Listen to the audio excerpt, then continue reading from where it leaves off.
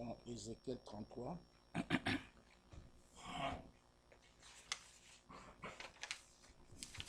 Ézéchiel chapitre 33. Nous lirons deux versets, versets 6 et 7. Si la sentinelle voit venir l'épée et ne sonne pas de la trompette, si le peuple n'est pas averti et que l'épée vienne enlever à quelqu'un la vie, celui-là périra à cause de son iniquité, mais je redemanderai son sang à la sentinelle. Et toi, fils de l'homme, je t'ai établi comme sentinelle sur la maison d'Israël. Tu dois écouter la parole qui sort de ma bouche et les avertir de ma part. Amen. Amen. Que le Seigneur vous bénisse. Amen. Vous pouvez vous asseoir. Moi aussi, je voudrais vous saluer dans le nom du Seigneur Jésus-Christ. Et je salue également tous nos frères et sœurs qui nous suivent en ligne. Que le Seigneur puisse aussi les bénir richement. Je suis désolé pour nos frères roumains qui nous suivent en ligne. Il n'y a pas d'interprète à la chair. Que Dieu prenne soin d'eux. Aujourd'hui, le culte sera très bref. Disons, oui, très bref. Oui, je serai vraiment court. Je parlerai courtement ce soir parce qu'il y a beaucoup à faire après le culte. Il faut amener des histoires dans la salle où il y aura les festivités que nous avons organisées. Dans le passage, je voulais juste aujourd'hui coller la petite exhortation d'aujourd'hui, excusez-moi pour la tautologie, et la coller à la prédication que nous avons eue le mardi passé. Ici, on nous parle de la sentinelle. Si vous lisez, vous méditez attentivement ces passages, vous remarquez qu'il est parlé des prédicateurs que nous sommes. Il est parlé des prédicateurs que nous sommes. Si vous lisez dans 1 Corinthiens chapitre 12, il est écrit que Dieu a établi premièrement dans son Église, il a établi premièrement les apôtres, les prophètes, les docteurs, et vous allez dans Éphésiens chapitre 5, la liste devient complète. Donc 5 ministères que Dieu a établis dans l'Église.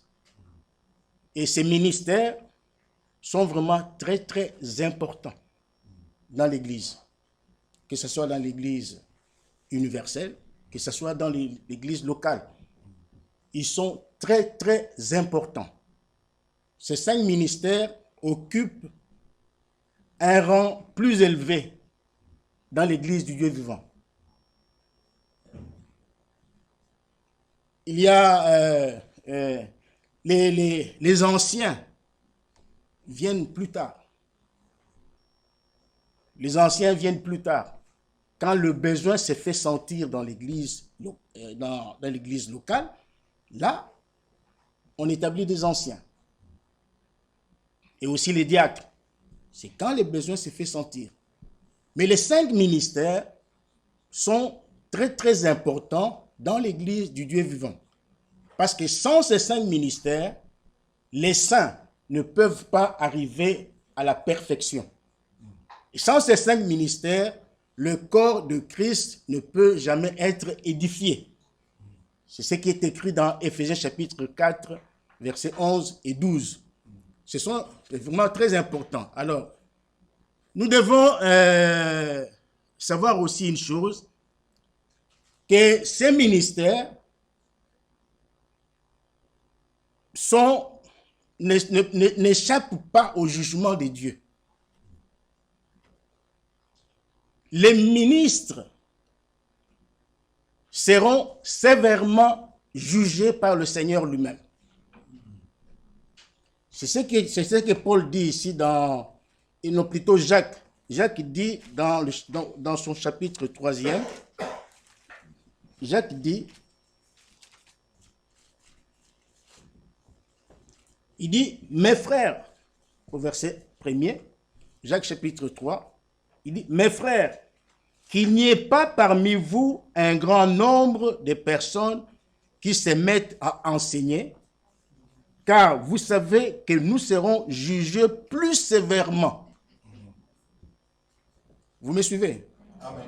Donc, les ministres seront jugés sévèrement.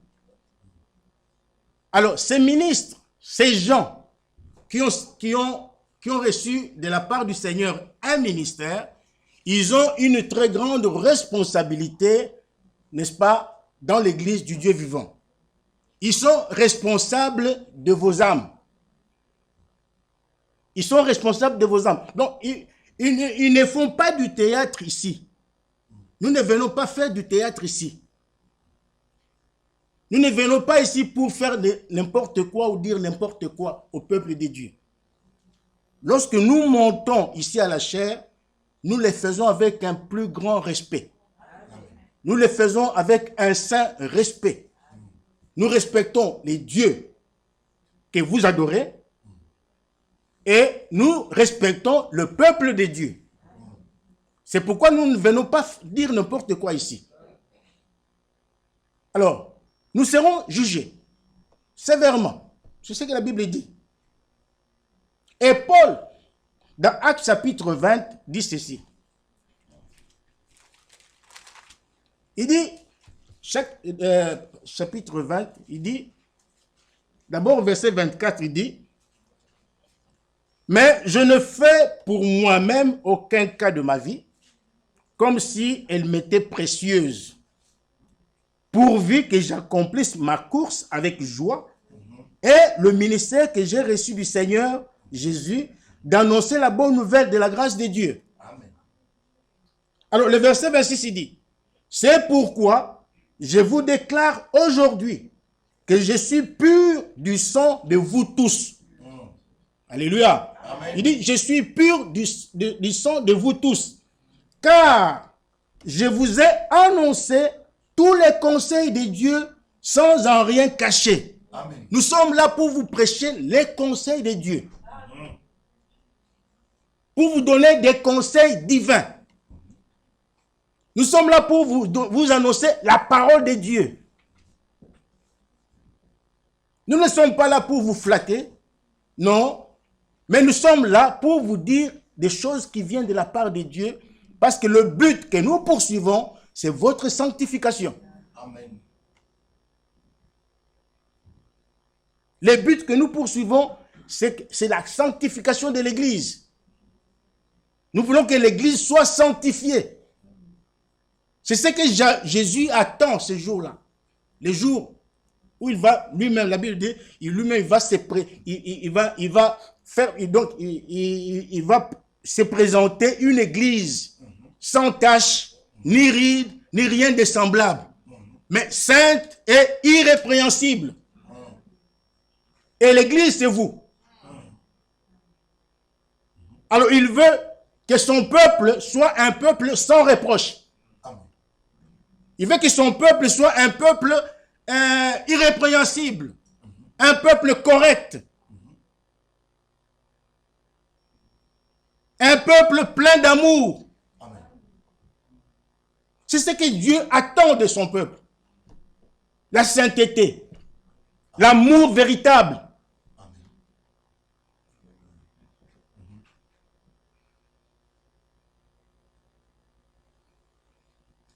Dans 2 Timothée chapitre 4, Paul dit,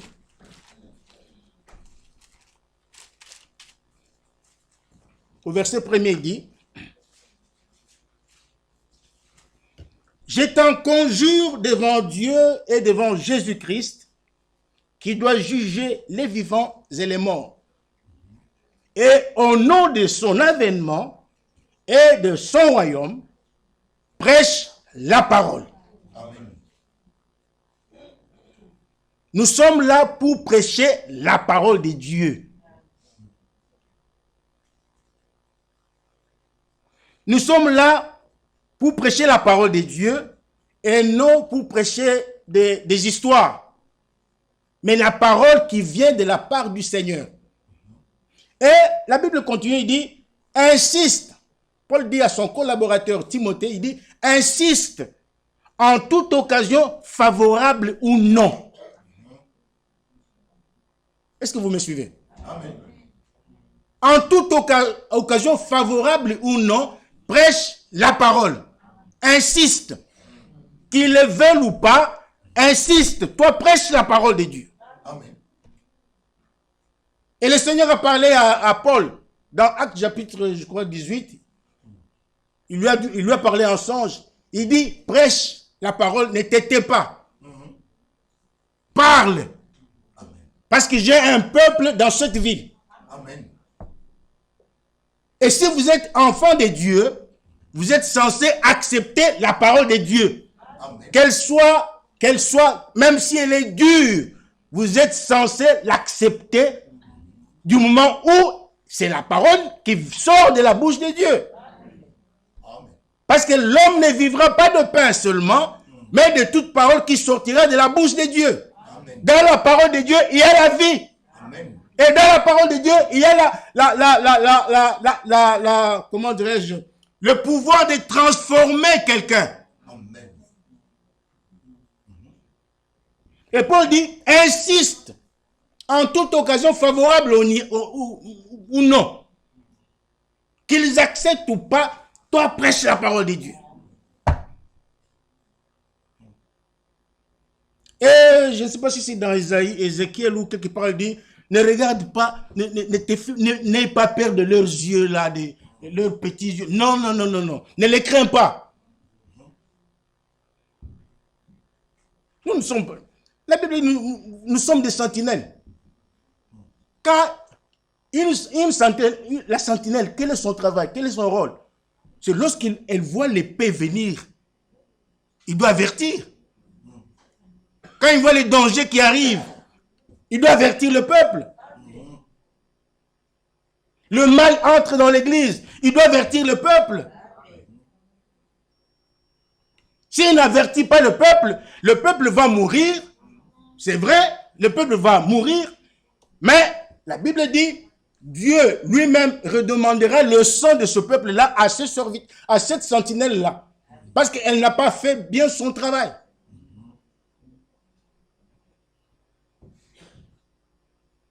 Je suis père de famille. J'ai ma femme, j'ai mes 3 enfants. Mais là, si mes enfants ne s'entendent pas, il y a des différends entre eux, qu'est-ce que je dois faire? Je ne passerai pas outre. Je dois rassembler mes enfants et leur prodiguer des conseils. Puisque nous sommes des chrétiens, je prendrai la Bible. Je leur expliquerai que ce n'est pas vous, mais c'est le diable. C'est le diable qui est en train de chercher à vous diviser.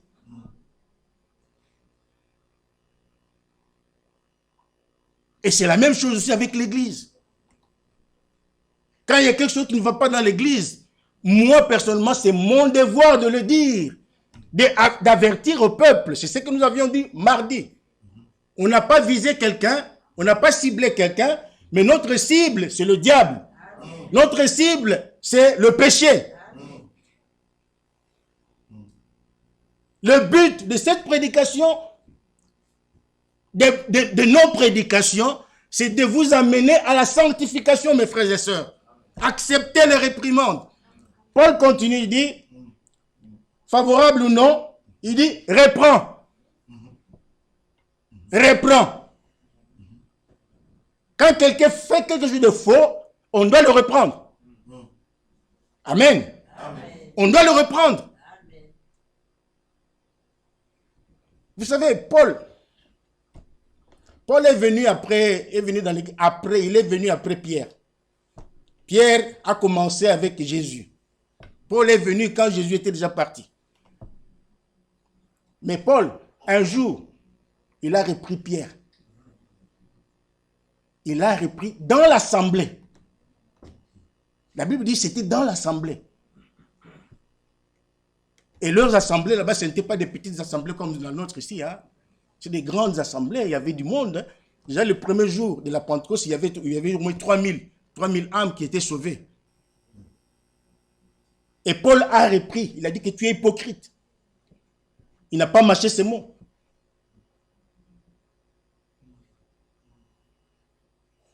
On doit reprendre tout le monde. Quiconque fait quelque chose de faux, on doit le reprendre. N'importe qui. Alors il dit, reprends, censure. Nous devons censurer. Nous devons examiner chaque chose. Nous devons examiner chaque chose. C'est ça censurer, non?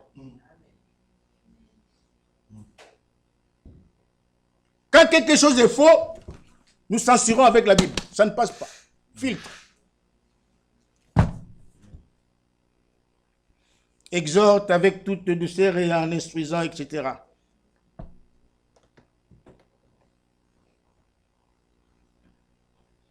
Que Dieu nous aide. Vous savez, mes frères et sœurs, dans la parole de Dieu, il y a 3 choses. Il y a la prédication, il y a l'enseignement, il y a aussi la prophétie. 3 choses. Dans la prophétie, nous parlons des choses qui avaient été prédites bien avant, qui se sont déjà accomplies, qui sont en train de s'accomplir et qui s'accompliront. Ça, c'est la prophétie. Par exemple, actuellement, on est en train de parler, le monde est agité à cause du réchauffement climatique. Ils sont agités, ils créent des problèmes pour rien aux gens. Ils ne savent rien du tout, ils ne savent pas ce qui se passe. Ils s'accusent les uns les autres. Mais par contre, nous savons qu'est-ce qui se passe. Nous savons que ce qui se passe aujourd'hui a été déjà prédit dans la Bible. La prophétie avait été donnée. Dans Ésaïe 30, au verset 26, hein, où on parle du climat, du réchauffement climatique. Et ils ne savent pas, mais nous savons. Donc c'est là la prophétie. Quant à l'enseignement, quand il s'agit de l'enseignement, là nous parlons de la doctrine de l'Église. Nous parlons de baptême, nous parlons de la nouvelle naissance, nous parlons de la divinité, de la foi, des choses qui sont la doctrine de l'Église, le fondement même de l'Église. Mais là, quant à la prédication, là maintenant, il s'agit de la vie courante.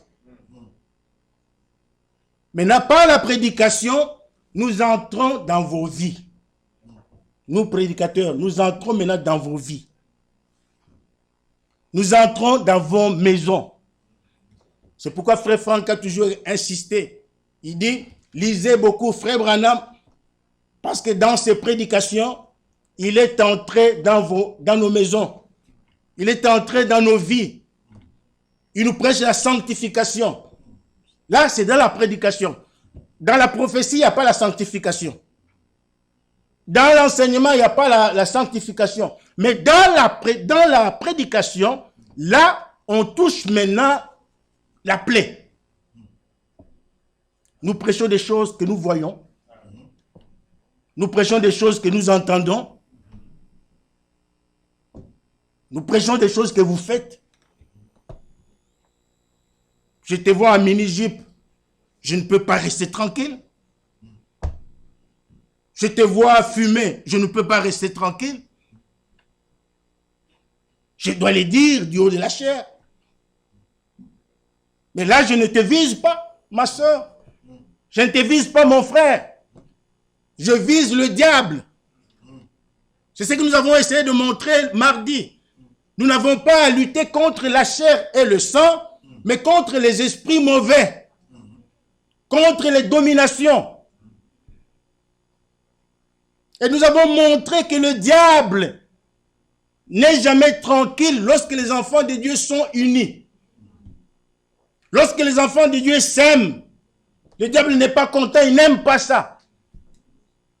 La Bible dit qu'il rôde autour des enfants de Dieu comme un lion rugissant, cherchant qui dévorer. C'est ça son souci à lui. Détruire l'œuvre de Dieu. Détruire les hommes de Dieu. Critiquer leur prédication. Critiquer les choses qui se fait dans l'église. Non. Nous sommes le peuple de Dieu. Nous sommes un peuple acquis. Écoutez 1 Pierre, lisons 1 Pierre. Nous ne sommes pas n'importe qui. Le problème, c'est parce que nous ne comprenons pas, nous ne comprenons pas notre identité. Qui nous sommes.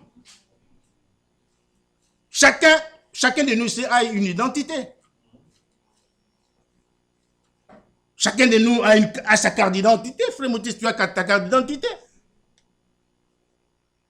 Il suffit seulement de présenter ta carte d'identité, on connaîtra ton identité. Le peuple de Dieu aussi doit s'identifier. Le peuple de Dieu a aussi une identité. Et chaque enfant de Dieu a une identité. 1 Corinthiens, 1 Pierre chapitre 9, chapitre 2, le verset 9 nous dit, vous, au contraire, vous êtes une race élue. Amen. Vous êtes une race élue. Vous n'êtes pas n'importe quel peuple.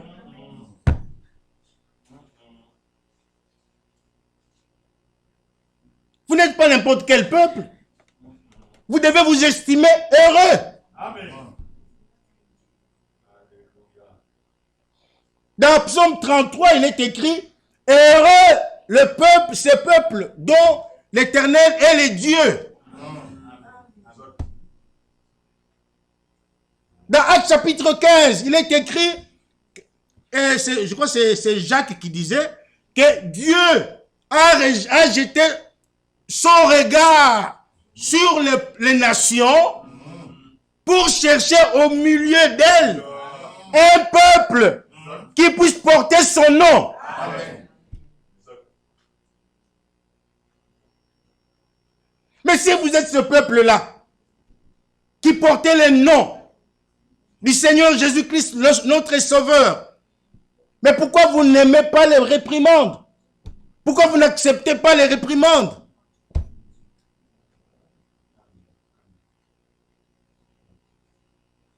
Vous devez accepter, vous êtes censé accepter la parole de Dieu, parce que c'est par la parole de Dieu que vous êtes sanctifiés. Amen. Paul a dit, recherchez la paix avec tous et la sanctification sans laquelle personne ne verra le Seigneur. Amen. Mais posez-vous la question, d'où viendra cette sanctification-là? D'où viendrait la sanctification? Jésus a répondu à la question. Jean 17. Père, sanctifie-les par ta vérité. Ta parole est la vérité. Donc nous sommes sanctifiés par la parole de Dieu. Alors acceptez la parole de Dieu. Il dit, vous êtes au contraire, ou plutôt, vous au contraire, vous êtes une race élue, un sacerdoce royal, une nation sainte, un peuple acquis. Amen. Oh, j'aime ça. Pourquoi? Pourquoi Dieu vous a choisi? Pourquoi Dieu vous a élu?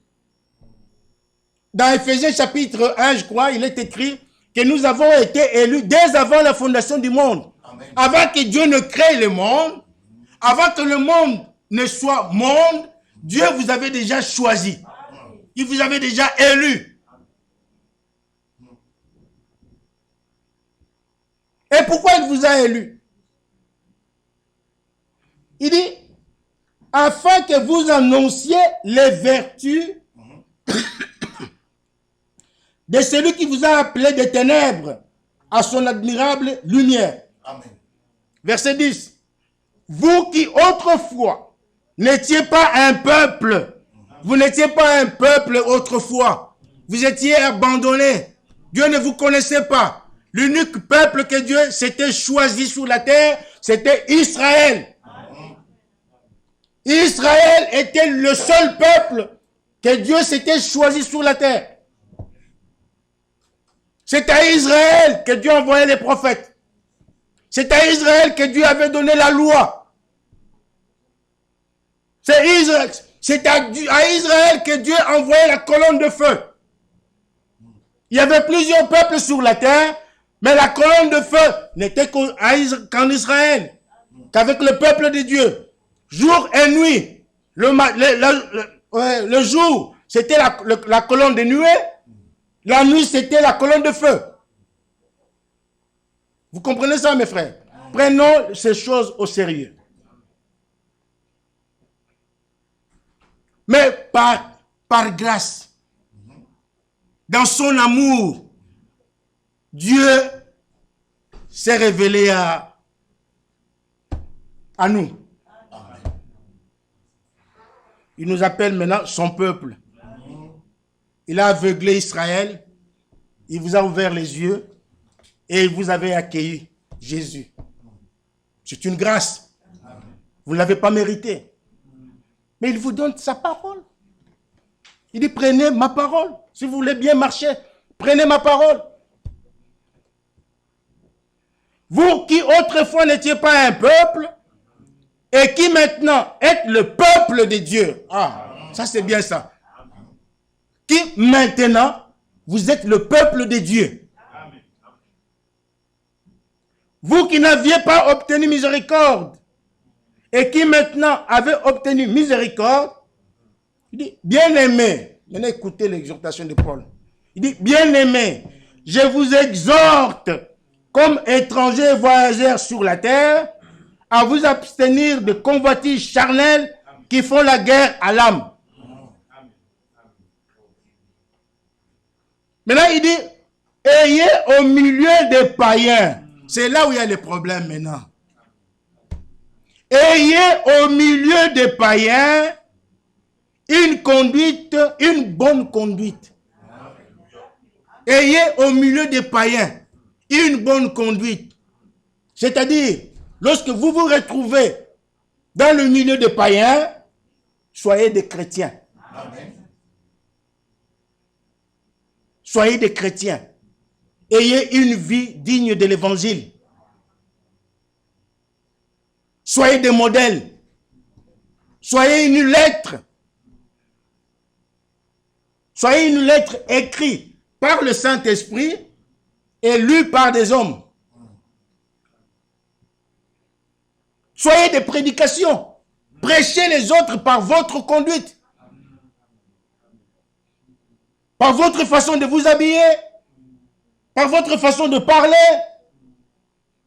Que votre conduite soit une conduite digne de l'évangile. C'est ce que Paul demande. Si vous êtes réellement le peuple de Dieu, ayez au milieu des païens une bonne conduite. Demain, nous serons à l'Agapé. Demain, ça et l'autre jour. Donc, ayez une bonne conduite. Que ça ne soit pas une fête de païens. Ne vous réjouissez pas comme des païens. Soyez dans la joie. Soyez dans la joie, mais n'oubliez pas que vous êtes des chrétiens.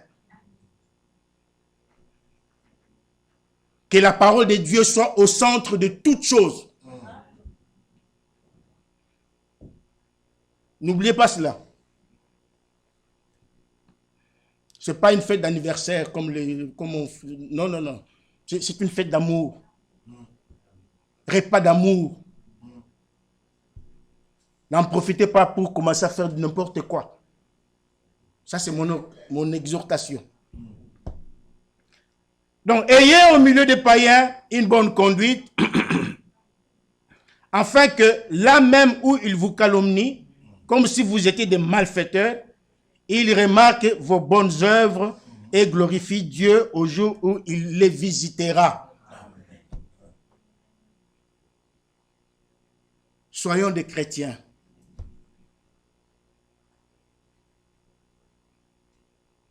Toutes les prédications que nous donnons ont toujours été ciblées. Nous ciblons toujours quelque chose. Comme je l'ai dit, la cible, c'est le diable. La cible, c'est le péché. Nous ne voulons pas que le péché entre dans l'église. Non. Nous ne voulons pas de balpéor ici. Nous ne sommes pas des païens. Nous sommes un peuple acquis.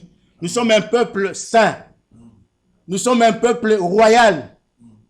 Alléluia. Amen. Prenez ces choses au sérieux. Il me reste encore 5 minutes. Nous allons lire dans Éphésiens chapitre 5. Éphésiens chapitre 5.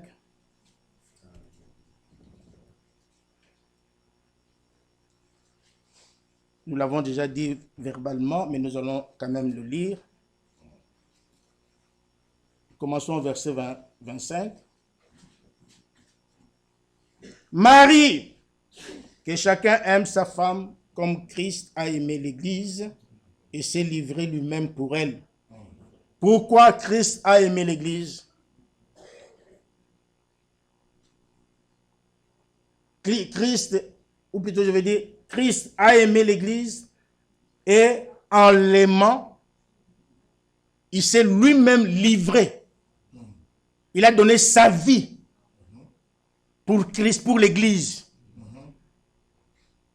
Il a accepté de souffrir pour l'Église. Il a accepté de mourir pour l'Église. Mais dans quel but? La réponse est au verset 26. Il est écrit, afin de la sanctifier, en la purifiant et en la lavant par l'eau de la parole. Amen. Voilà le but pour lequel Jésus a donné sa vie. Le but pour lequel Jésus a souffert. Il n'a pas souffert pour lui. Il n'a pas souffert pour les anges. Il n'a pas souffert pour son Dieu, pour faire plaisir. Non, non, non. Il a souffert pour son Église. En d'autres termes, il a souffert pour toi, mon frère. Il a souffert pour toi, ma soeur. Et pourquoi il a souffert? C'est pour que tu sois lavé, pour que tu sois sanctifié en te purifiant et en te lavant par l'eau de la parole. Pourquoi? Pour faire paraître devant lui cette église glorieuse, sans tache, ni ride, ni rien de semblable, mais sainte et irréprochable.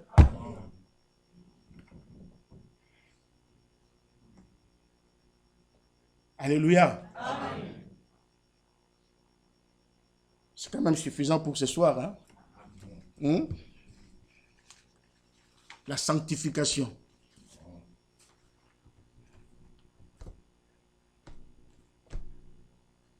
Nous devons vivre la parole de Dieu.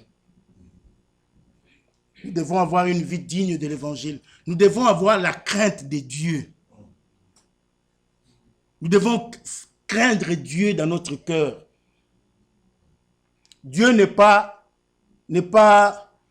c'est vrai, je voulais dire qu'il n'est pas notre ami, mais il est notre ami. Il est notre ami pourvu que nous...